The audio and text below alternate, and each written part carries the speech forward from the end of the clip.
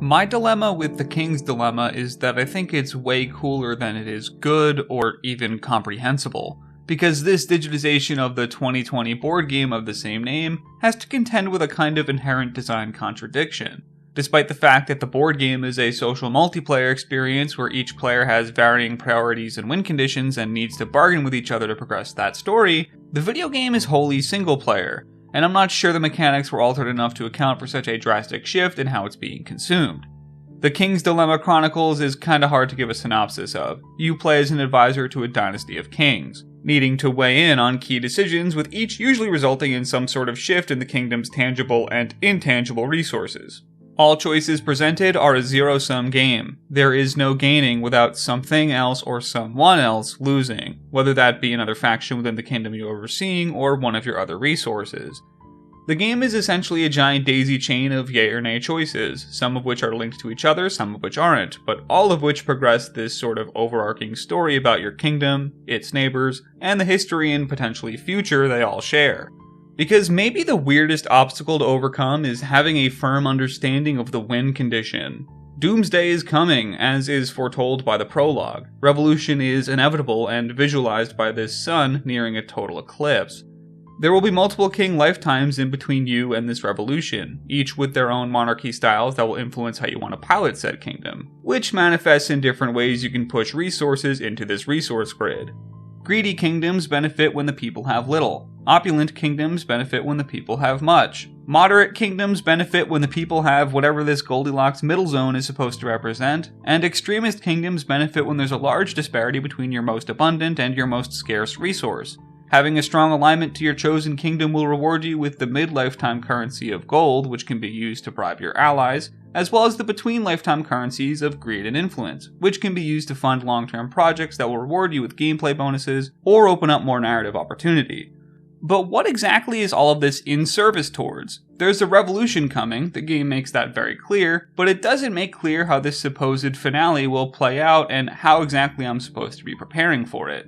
What am I supposed to do to stop it? Am I supposed to stop it? Are any of these resources more important than others, and do my alliances even matter? The King's Dilemma is opaque about all of this, probably because the answer to those questions aren't all that glamorous. Most of it doesn't really matter, and what any guide or second playthrough will reveal is that it's really just a few key story decisions that manifest in important late game consequences, with the rest of the choices and all the bean counting you do over the kingdom resources really just mattering for role-playing and achievement hunting. The quantity of systems vastly outnumber the amount of them that actually matter, where the ultimate skill isn't finding this harmonious balance among all the mechanics, but instead the clarity that comes with realizing which you can deprioritize or outright ignore. So we've got a series of win conditions and mechanics that are obtuse on a first playthrough and superfluous on a second playthrough. So why exactly did I suggest this game was a dilemma instead of an out-and-out failure? Because despite the fact that it doesn't deliver on any semblance of a strategic experience, it does deliver on an interesting narrative one. Where gameplay mechanics didn't go far enough to embrace the game's shift from board to video, the presentation did. This game is kind of beautiful, using what I can only assume was a razor-thin budget to incredible effect. There's no voiceover, so be prepared to do a lot of reading, but the calm ambient music and the way the menus shift from map to map and dilemma to dilemma will gracefully glide through what you need to be shown to make decisions. More importantly is the fact that the story you're being told and the decisions you need to make are quite compelling. Things get weird and they get weird quick. This world is not just a blank Tolkien-y slate upon which modern-day political metaphors get imposed. There's quite a few characters you want to keep your eyes on and quite a few factions that aren't what they seem. There are twists and turns, and I was on the edge of my seat for most of them. It's shocking how quickly the hours flipped by with this one, both because I think the story it tells is wonderfully macabre, but also because the way in which it tells it is tailor-made to keep your attention. Rapidly flipping between dilemma micro-stories, then weighing in by giving a yes or no is kind of like this weird postmodern TikTok gameplay, wherein stories get reduced to their basest of components and then served up back to back.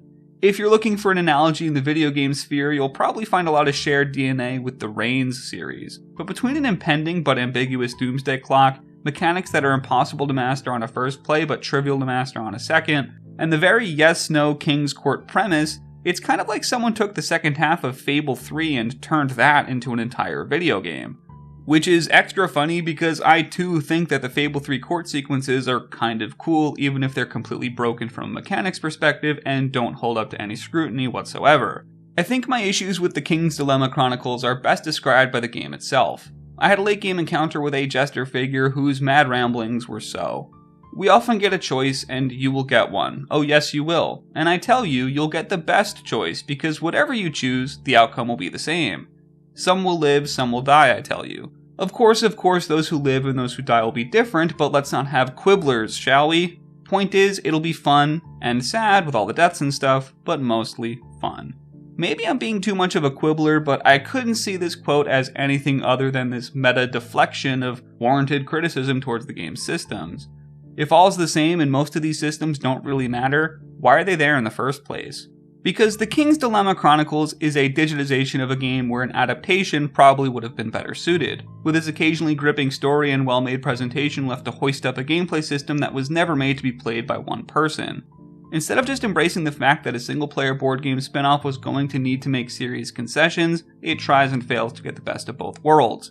Its biggest dilemma is its identity crisis. The fact that its themes, presentation, and unique setting would have been good enough to carry a simple single playthrough narrative adventure, but it instead feels the need to LARP as a strategic kingdom management game without really being one.